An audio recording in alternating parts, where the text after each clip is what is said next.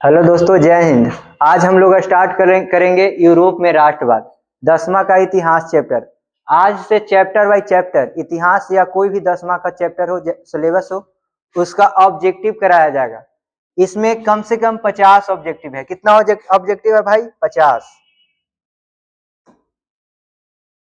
तो हर एक chapter by chapter 50 objective आपको कराया जाएगा। ठीक है, आज पहला चैप्टर स्टार्ट करते हैं, यूरोप में राष्ट्रवाद। क्या? यूरोप में राष्ट्रवाद।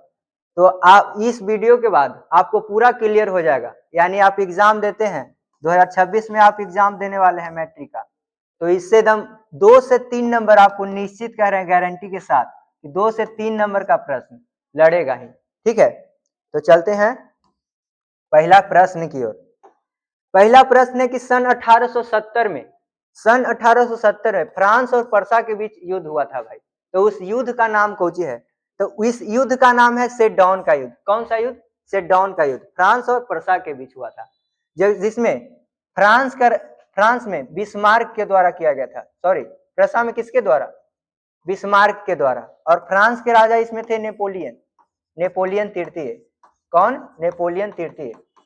जिसमें प्रसा का कुछ हुआ विजय, और ये पराजित हो गए थे, ये हार गए थे इस युद्ध को। क्या? हार गए थे। कौन? नेपोलियन तृतीय। और जीते कौन? बिस्मार्क। ठीक है, तो पहला प्रश्न आपका सेडॉन का युद्ध हुआ था 1870 में। अगला प्रश्न की ओर चलते हैं।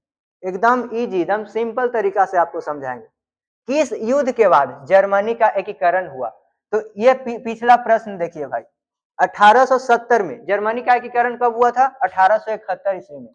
तो यही सेडॉन का युद्ध हुआ, इसी के बाद जर्मनी का एकीकरण हुआ। ठीक है, तो किस युद्ध के बाद? सेडॉन का युद्ध। सेडॉन का युद्ध कब हुआ? 1870। और जर्मनी का एकीकरण कब हुआ था? 1871 ईस्वी में। यानी जर्मनी अलग अलग 300 छोटे बड़े राज्यों में टूटा हुआ था। 300 छोटे बड़े राज्यों में कुछ था, पूरा खंडित था। ठीक है, जो कि बिस्मार्क के द्वारा एकीकरण किया गया। आगे चलते हैं, अगला प्रश्न। यूरोप का मरीज किसे कहा जाता है? यूरोप का मरीज किसे कहा जाता है? तो तुर्की। मरीज मतलब कमजोर व्यक्ति। यानी यूरोप में कमजोर कौन सा देश था? तुर्की। यहाँ प्रशासनिक सुधार, सामाजिक सुधार, ये सब बहुत कमजोर था इसका। ठीक है, तो यूरोप का मरीज किसे कहते हैं? तुर्की। आप लोग कमेंट में अपना उत्तर देते रहिएगा ताकि आपको भी रिवीजिंग होता चले। ठीक है ना, तो आगे चलते हैं। यंग यूरोप के संस्थापक कौन थे? यंग यूरोप के संस्थापक, यंग यूरोप के संस्थापक कौन थे भाई? मेजनी। ठीक है, हाँ, तो यंग यूरोप के संस्थापक कौन थे? मेजनी। यंग यूरोप के स्थापना कब हुआ था? 1834 ईस्वी में। कब? 1834 ईस्वी में। इसका उद्देश्य था कि पूरा यूरोप में जितना आंदोलन हो रहा था उसमें सहायता करना। ठीक है, इसका उद्देश्य क्या था? कि यूरोप में हो रहे क्रांति को, यूरोप में हो रहे आंदोलन का समर्थन करना, आंदोलन का समर्थन करना, इसका उद्देश्य यही था। इसीलिए ये इसका स्थापना किया गया था मेजनी के द्वारा। ठीक है, आगे प्रश्न की ओर चलते हैं।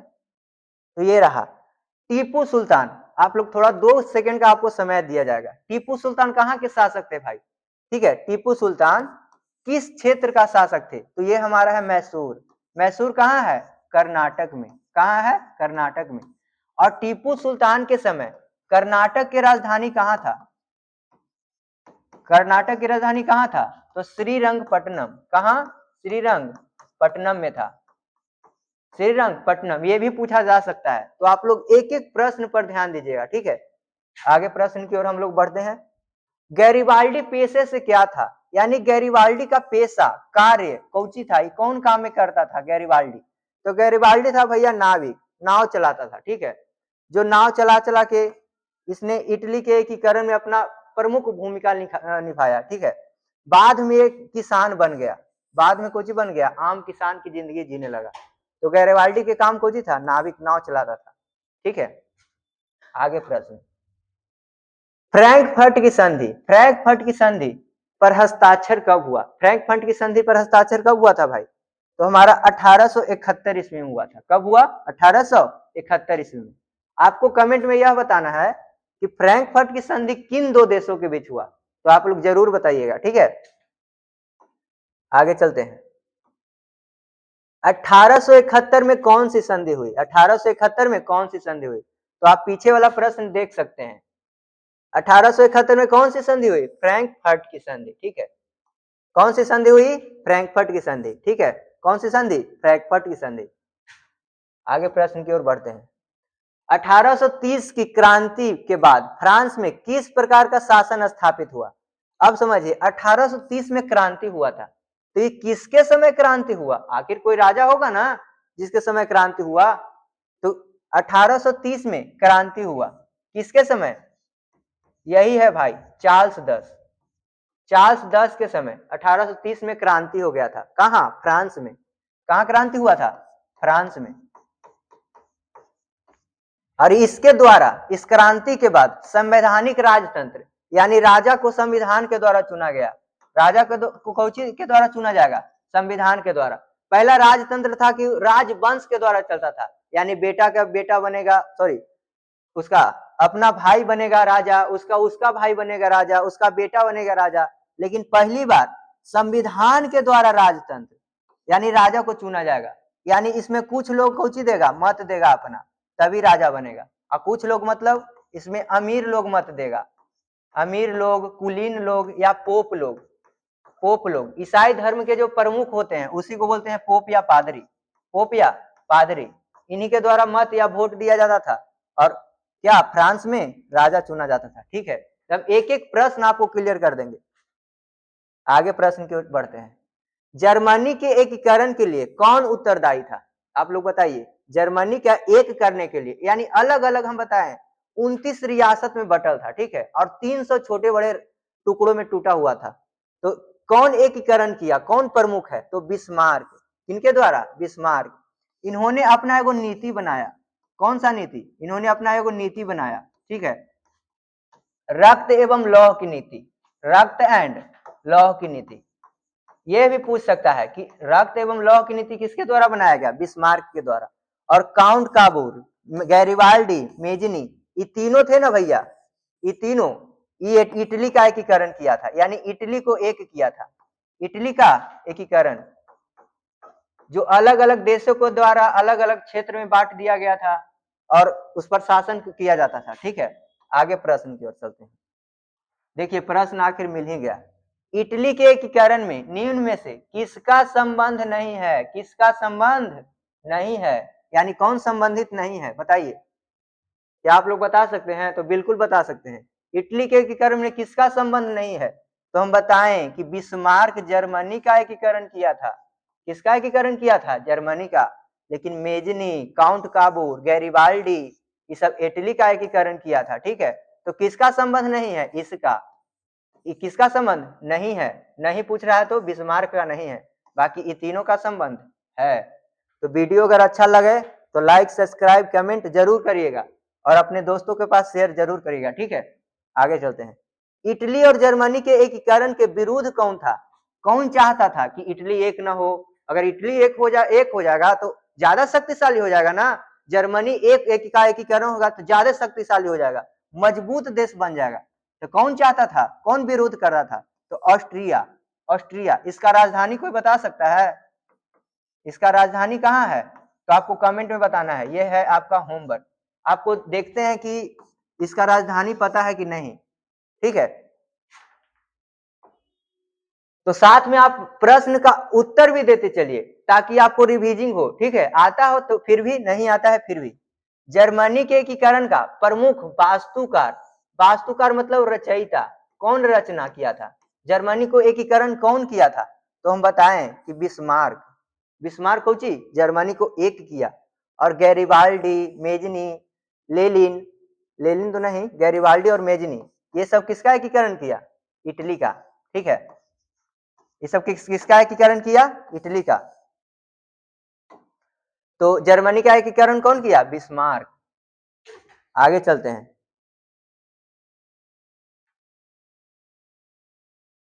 आगे फिर है, फ्रैंकफर्ट की संधि किस वर्ष हुई? एकदम दूसरा या तीसरा प्रश्न था ना। फ्रैंकफर्ट की संधि कब हुई? तो 1871 में हुआ था। कब हुआ? 1871 ईस्वी में। एकदम चुटकियों में हल कर देना है। देखिए जैसे ही एकदम कि हाँ जालबेरिन संबंधित है। जालबेरिन किससे संबंधित है? व्यापारियों के, यानी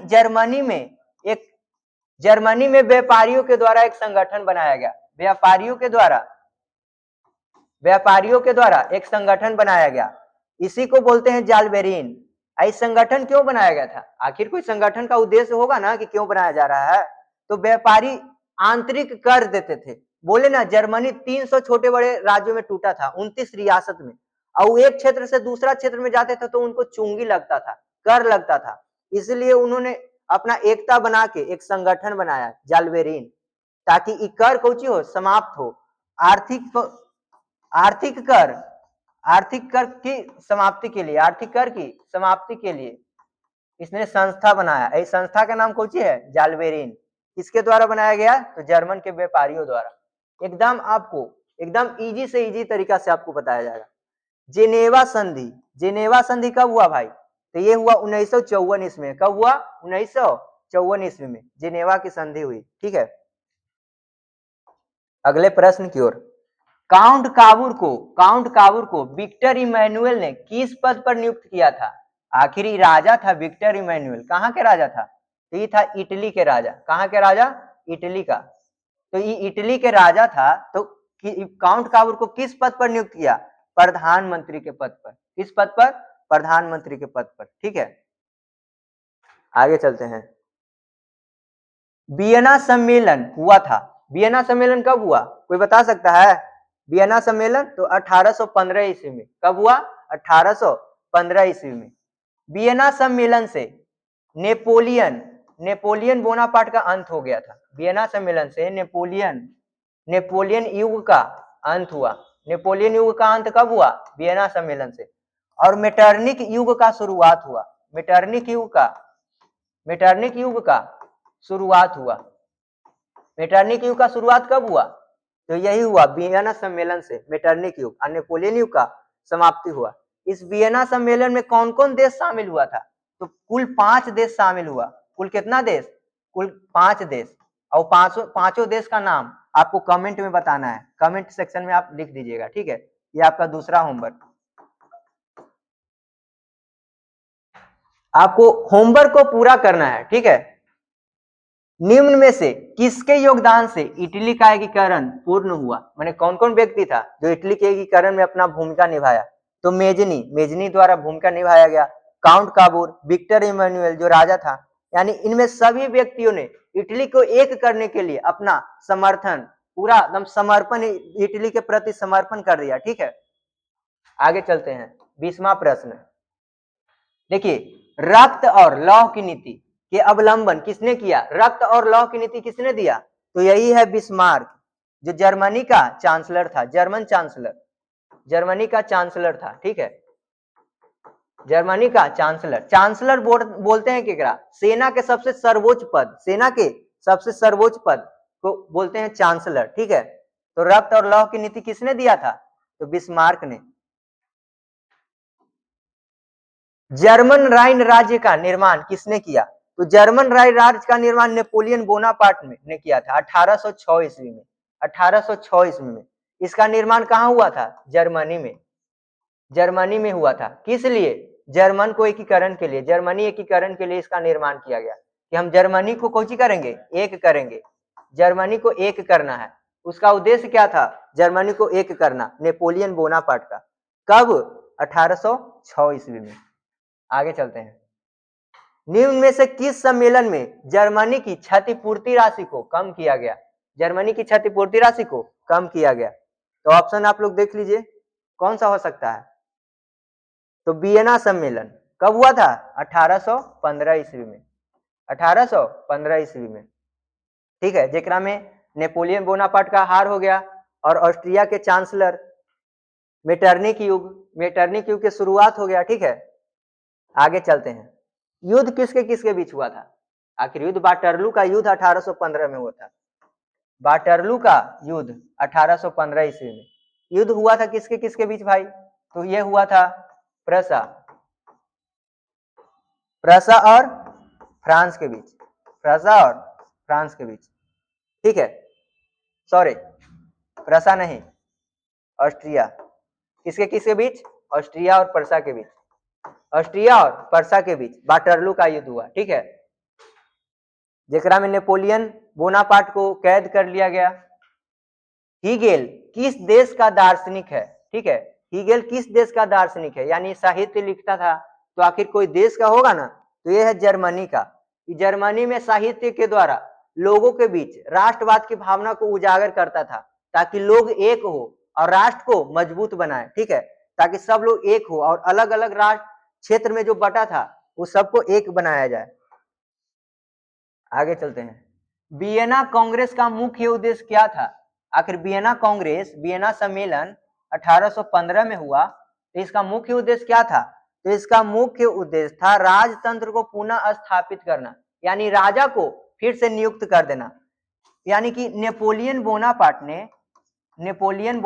ने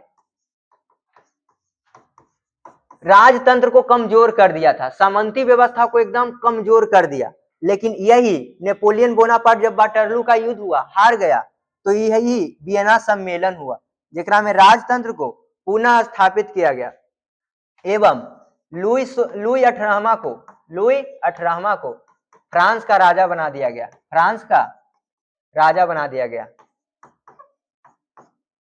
फ्रांस का राजा बना दिया गया इस सम्मेलन के बाद, ठीक है। आगे प्रश्न की ओर बढ़ते हैं। फ्रांसीसी क्रांति कब हुआ? ये तो ऐसी चुटकी में एकदम हल हो जाएगा भाई। तो ये फ्रांसीसी क्रांति 1789 ईस्वी में हुआ था, ठीक है। किसके शासनकाल में हुआ? फ्रांसीसी क्रांति किसके शासनकाल में हुआ? तो ये होमवर्क आपके लिए, होमवर्क नंबर 3 एकदम। आप अगर पढ़ते हैं, पढ़ने में अपना पूरा योगदान देते हैं, तब प्रश्न का उत्तर दीजिए, ना तो मनोरंजन कर रहे हैं तो आप लोग बाहर दूसरा रोजगार देखिए, ठीक है। आगे चलते हैं। मेजनी का संबंध किस संगठन से है? बता सकते हैं आप लोग, मेजनी का संबंध किस संगठन से? तो कार्बोनरी संगठन। ये एक गुप्त संगठन था, गुप्त संगठन, जिसका उद्देश्य कौची था? तो इटली का एकीकरण करना, इटली का एकीकरण करना, इटली एकीकरण करना, यही इसका मुख्य उद्देश्य था, ठीक है। आगे प्रश्न की ओर बढ़ते हैं। राष्ट्रीय आंदोलन का केंद्र जेना या येना, जेना या येना भी देखा कहीं कहीं मिल सकता है। विश्वविद्यालय कहाँ स्थित है? तो राष्ट्रीय जेना या येना, तो जे से जर्मनी हो जाता है, कहाँ है स्थित? जर्मनी में। आप लोग देख सकते हैं जर्मनी कहाँ है, बी ऑप्शन 27 का बी। एकदम अच्छा लगी तो लाइक एकदम दबा दी है, ठीक है बा। कोसुत का संबंध किस देश से है? कोसुत हंगरी, यानी देखिए हंगरी को अगर हम कहते हैं कि एकदम हंगरी री, गरीब आदमी, गरीब आदमी को एकदम साफ सुथरा देखते रहिएगा, ठीक है। कोसुत यानी साफ सुथरा रहता है, ठीक है। तो कोसुत का संबंध किससे है? हंगरी से। किससे है? हंगरी से। आगे चलते हैं 29वां प्रश्न की ओर। यूरोपीय सभ्यता का पालना किसे कहा जाता है? सभ्यता कहते हैं केकरा? एकदम सभ्य हो, यानी कि वहां भाषा हो, भाषा बोलल जाता हो, वहां अलग अलग संस्कृति पाया जाता हो, तो इसको इंग्लैंड कहते हैं। इंग्लैंड को यूरोपीय सभ्यता, माने यूरोपीय देश का सभ्यता कौन पालन कर रहा था? इंग्लैंड। अगर ऑप्शन में फ्रांस रहता है तो वो भी आंसर सही है, ठीक है। इंग्लैंड और फ्रांस दोनों को कहते हैं। आगे 30वां प्रश्न की ओर हम लोग बढ़ते हैं, ठीक है। एकरा में पूछित ना हवा कि प्रथम जिनेवा कन्वेंशन यानी सम्मेलन कब हुआ? तो 1854 ईस्वी में। कब हुआ? 1854 ईस्वी में प्रथम जिनेवा कन्वेंशन 1854 में होल बहल, ठीक है बा। इटली का एकीकरण कब पूर्ण हुआ भाई? ये छोड़ दें आपके लिए, ये वाला छोड़ दें कि बता दें? तो इटली का एकीकरण 1871 में ना होले यार। कितना आसान आसान प्रश्न है, सब पूछल है भाई, देख सकता है, सब पूछा हुआ है, एकदम पूरा एकदम इंपॉर्टेंट है। लुई फिलिप किस देश का शासक था? लुई फिलिप किस देश का शासक था? तो फिर से फ्रांस। लुई फिलिप कहाँ के हलवा? फ्रांस के। कहाँ के शासक था? फ्रांस के, ठीक है। आगे चलते हैं। कौन सा मित्र राष्ट्र के गुट में शामिल नहीं था? मित्र राष्ट्र के गुट में शामिल नहीं था। मित्र राष्ट्र के गुट में फ्रांस शामिल नहीं था, लेकिन ब्रिटेन, जर्मनी, रूस और ऑस्ट्रिया, ये चारों एक तरफ, ये चारों एक तरफ, आई एक तरफ। आगे चलते हैं। बोहेमिया निम्न में से किस देश के अधीन था? बोहेमिया के अभी वर्तमान में नाम कौन सी है, कोई बता सकता है? बोहेमिया का नाम कौन सी है? चेक गणराज्य। अभी वर्तमान में नाम कौन सी है? चेक गणराज्य। ये किस देश के अधीन था? तो यही है ऑस्ट्रिया। ऑस्ट्रिया देश के अधीन था ये, ठीक है। आगे चलते हैं। 1871 में विलियम प्रथम कहाँ का सम्राट बना? 1871 में विलियम प्रथम कहाँ का सम्राट बना? जर्मनी का। कहाँ का सम्राट बना? जर्मनी का। आगे प्रश्न की ओर बढ़ते हैं। लुई 16वां को फांसी कब दी गई? लुई 16वां को फांसी कब दिया गया? 1793 ईस्वी में। ये शासन कब से कब तक किया था? 1774 से 1792 तक।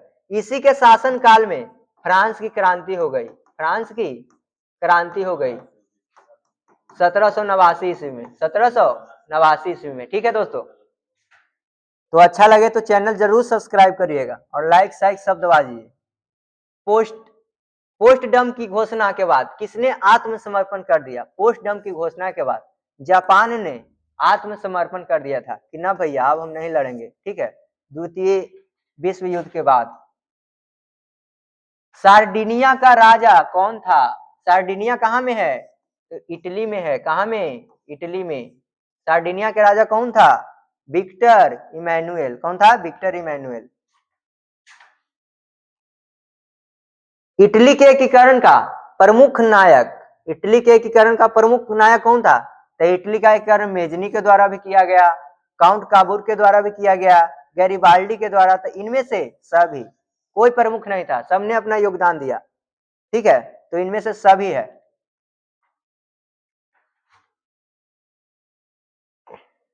आगे चलते हैं। निम्नलिखित में से जर्मन चांसलर था, जर्मनी के चांसलर किसको नियुक्त किया गया था? तो बिस्मार्क को। बिस्मार्क को। होमवर्क नंबर 4 आखिर चांसलर को नियुक्त किया होगा ना, तो किस राजा ने नियुक्त किया? जर्मनी का चांसलर किस राजा ने नियुक्त किया? किस राजा ने नियुक्त किया? ये आपको कमेंट में बताना है, ठीक है। आगे प्रश्न की ओर बढ़ते हैं। सेडॉन के युद्ध में किसकी पराजय हुई? सेडॉन के युद्ध में किसकी पराजय हुई, कोई बता सकता है? तो यही फ्रांस की। किसकी? फ्रांस की। सेडॉन का युद्ध कब हुआ था? 1870 में। किसके किसके बीच? फ्रांस और प्रसा के बीच। फ्रांस और प्रसा के बीच। एकदम पहले प्रश्न था।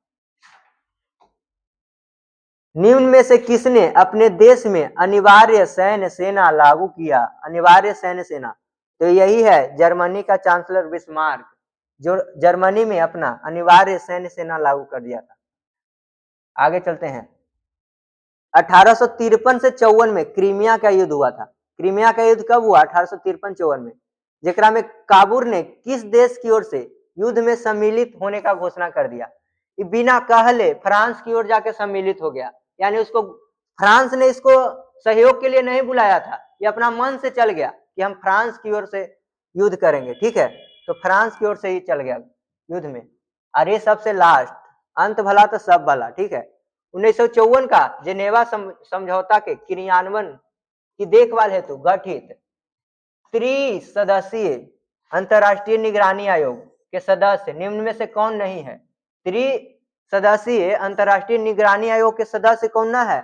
तो फ्रांस नहीं है, बाकी भारत, कनाडा, पोलैंड, ये तीनों है। अगर आपको वीडियो अच्छा लगा हो तो लाइक साइक सब कर दीजिएगा, ठीक है। प्रश्न आपका हो गया खत्म। और इधर अब रेगुलर रोज जो 10th का है वीडियो, चैप्टर बाय चैप्टर, हर एक टॉपिक का, हर एक चैप्टर का 50 प्रश्न डाला जाएगा, ठीक है। 8 गो है तो 8 5 40, 400 समझ सकते हैं आप लोग। इससे सिर्फ ऑब्जेक्टिव क्लियर ना हो रहा है, आपको सब्जेक्टिव भी क्लियर हो जाएगा, ठीक ना। और सब महत्वपूर्ण है। तो लाइक सब कर दीजिएगा, दोस्त के शेयर करिएगा। धन्यवाद।